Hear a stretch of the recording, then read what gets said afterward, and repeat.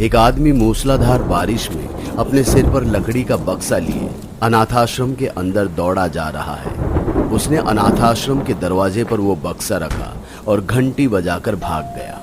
घंटी की आवाज सुन जैसे ही अनाथाश्रम की वार्डन ने दरवाजा खोला तो उसे अपने सामने एक बक्सा दिखाई दिया, जिसे खोलकर देखने पर उसके होश उड़ गए। कोई 2 दिन की बच्ची को खूब सारी चिट्ठियों के साथ एक बक्से में बंद कर अनाथ आश्रम के दरवाजे पर छोड़कर भाग गया था। एक औरत स्टडी टेबल पर बैठी रोते हुए किसी को खत लिख रही है। उसके हाथ पैर में खूब सारे कटने के निशान भी हैं, पर उसका लिखा एक भी अक्षर कागज पर दिखाई नहीं दे रहा। उसने पूरा खत लिखकर उसे अच्छे से मोड़ा और एक लकड़ी के बक्से में डाल उसे बंद कर दिया। पर अभी उसे एक काम और करना था, जिसके लिए उसने ऊपर पंखे पर साड़ी डाल रखी थी। फिर साड़ी से फांसी का फंदा बनाते हुए एक कुर्सी पर खड़ी हुई ही थी कि तभी 2 लोग दरवाजा तोड़कर कमरे के अंदर घुस आए। इतनी जल्दी खुशियां नहीं मिलती कुमुद, उसके लिए पहले बहुत सारा दुख सहना पड़ता है। जिन 2 लोगों ने दरवाजा तोड़ा था उनके साथ एक औरत भी कमरे में आई थी, जिसने कुमुद के मरने की कोशिश नाकाम कर दी। तुम आ क्यों नहीं देती मुझे? जिंदा क्यों रखा है मुझे? तड़पने के लिए तुझे जो चाहिए मैं तुझे दे चुकी हूँ।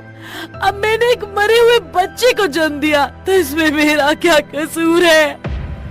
फल खराब होने से पेड़ को नहीं काटा जाता, बल्कि उसका इलाज किया जाता है। अब तेरा भी इलाज होगा। ले चल इसे बेसमेंट में। औरत का फरमान सुन कुमुद डर गई थी। उसने तुरंत ही फंदा गले में डाला और कुर्सी को झटके से गिरा बीच हवा में तड़पने लगी। पर वो जल्दी ही उसे फंदे से निकालकर जबरदस्ती बेसमेंट में ले गए। बेसमेंट दरअसल ऑपरेशन की जगह थी, जहां पहले से ही चारों तरफ खून और मांस के लोथड़े पड़े हुए थे। ये सब देखकर कुमुद जोर जोर से चीखने लगी। उसे लगा शायद कोई उसकी चीख सुनकर उसकी मदद के लिए आ जाए, शायद आज उसकी जान बच जाएगी।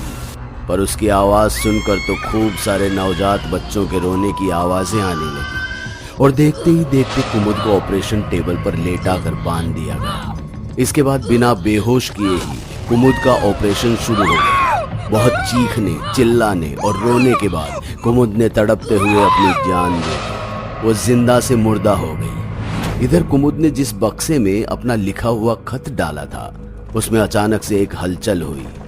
तभी एक आदमी चुपके से कमरे में आया और वो बक्सा उठाकर घर से दूर जंगल की ओर चल दिया। 27 साल बाद राजीव और सुहानी शादी के 3 साल बाद अपना दूसरा हनीमून मनाने देहरादून आए हैं। मगर शहर के शोर शराबे से दूर उन्होंने एक ऐसा बंगला चुना जहां महीनों तक किसी का आना जाना नहीं होता। बंगला तो अच्छा है राजीव, पर बहुत दूर भी तो है। हाँ, अब दूरियां तो हमारे बीच भी बढ़ गई है ना, उसे कम करने के लिए ही तो हम यहाँ आए हैं। अब ज्यादा सोचो मत, इस जगह की भी एक खास हिस्ट्री रही है। हिस्ट्री? देखो फिर जाग गया ना तुम्हारा रिपोर्टर वाला दिमाग। खबर सुनी नहीं कि रिपोर्टिंग चालू। नहीं बताना है तो मत बताओ, पर फालतू के जोक मत मारो। अब मुझे इन पर हंसी नहीं आती। अच्छा बाबा ठीक है, बताता हूँ। कहते हैं बंगला एक समय में मैटरनिटी अस्पताल हुआ करता था, जहां उन औरतों की डिलीवरी करवाई जाती थी जिनकी शादी नहीं हुई हो या फिर पति ने घर से निकाल दिया हो, और फिर कोई हादसा हुआ और सब कुछ बंद है। लेकिन 7 साल पहले किसी ने इस प्रॉपर्टी पर अपना क्लेम डाला और केस जीतकर वापस रहने लगा। अपने पति राजीव की बात सुन सुहानी एक पल को सोच में पड़ गई, पर तभी उसे ऐसा लगा जैसे बंगले की खिड़की से कोई उसे देख रहा है। लेकिन गौर से देखने पर उसे कोई दिखाई नहीं दिया। फिर खुद ही इसे अपने दिमाग का वहम मान सुहानी अपने पति के साथ बंगले के अंदर जाने को चल दी। बंगले में दोनों के स्वागत के लिए एक अधेड़ उम्र की महिला हाथ में फूल लिए खड़ी थी। हाय, मैं मैडम लिली। आपको यहाँ आने में कोई तकलीफ तो नहीं हुई?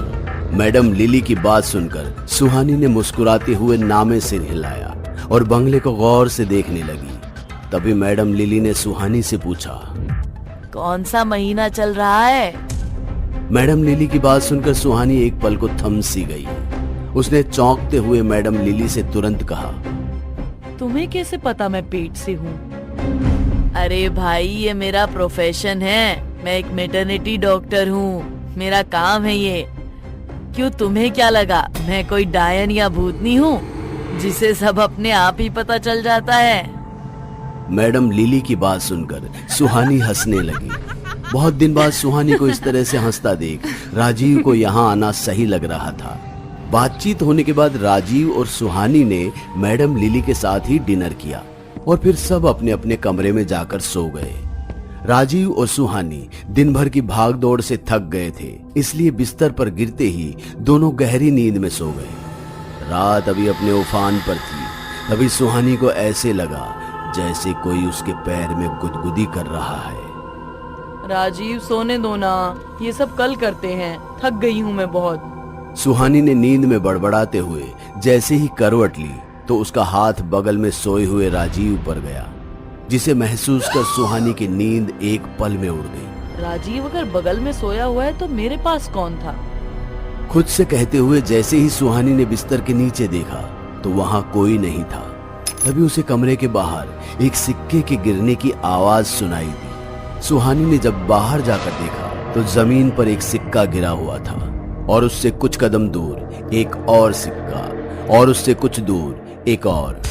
सुहानी बारी बारी से एक एक सिक्का उठाते हुए एक दरवाजे तक आ पहुंची। उसने जब दरवाजा खोलकर अंदर देखा तो कमरे में घुप अंधेरा था और इसी कमरे के आखिर में उसे एक बक्सा भी दिखा जिसमें अपने आप ही कुछ हलचल हो रही थी। सुहानी शक करते हुए जैसे ही बक्से के पास पहुंची तो तेजी से दरवाजा अपने आप ही बंद हो गया और कमरे के कोने में खूब सारे बच्चों के रोने की आवाजें आने लगी। इतने सारे बच्चों की आवाज सुनकर डर के मारे सुहानी का हलक सूखने को हो गया। उसने तुरंत ही अपने फोन की फ्लैशलाइट जला।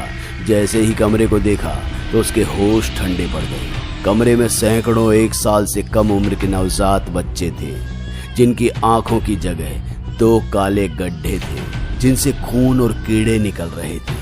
सबके सब बच्चे देखते ही देखते सुहानी की ओर बढ़ने लगे और उसे नीचे गिरा उसके जिस्म से मांस नोच कर खाने लगे। सुहानी अपने ही खून में लथपथ दर्द से तड़प रही थी। एक एक सांस के लिए चिल्ला चिल्ला कर भीख मांग रही थी, पर उसकी मदद के लिए कोई नहीं आया। लेकिन जैसे ही उसे ये एहसास हुआ कि उसके अंदर भी एक नन्ही सी जान पल रही है, सुहानी ने अपनी हिम्मत समेटी और बच्चों को कुचलते हुए वो उसी बक्से के पास आ गई जो उसने कमरे में आने से पहले देखा था। उस बक्से में अभी भी हलचल हो रही थी, पर अजीब बात ये थी कि सैकड़ों नवजात बच्चे जो इस वक्त सुहानी के खून के प्यासे थे, उनमें से एक भी बच्चा उस बक्से के पास नहीं आ रहा था।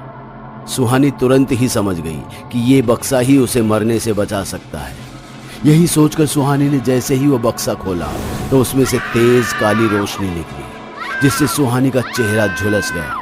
फिर भी उसने बक्से को बंद करने से पहले अपना हाथ अंदर डाल कुछ ढूंढने की कोशिश की, पर उस बेचारी को क्या पता था कि उसने अपना हाथ खुद ब खुद मौत के मुंह में डाल दिया। सुहानी को ऐसे लग रहा था मानो उसने किसी जानवर के दांतों के बीच अपना हाथ रख दिया हो और वो जानवर उसके हाथ की हड्डी को चूरा बना रहा हो। अपनी पूरी जान लगाकर सुहानी ने जब अपना हाथ बाहर खींचा तो उसका हाथ लहूलुहान हो चुका था, लेकिन उसने पूरी ताकत से कुछ पकड़ा हुआ था, एक चिट्ठी।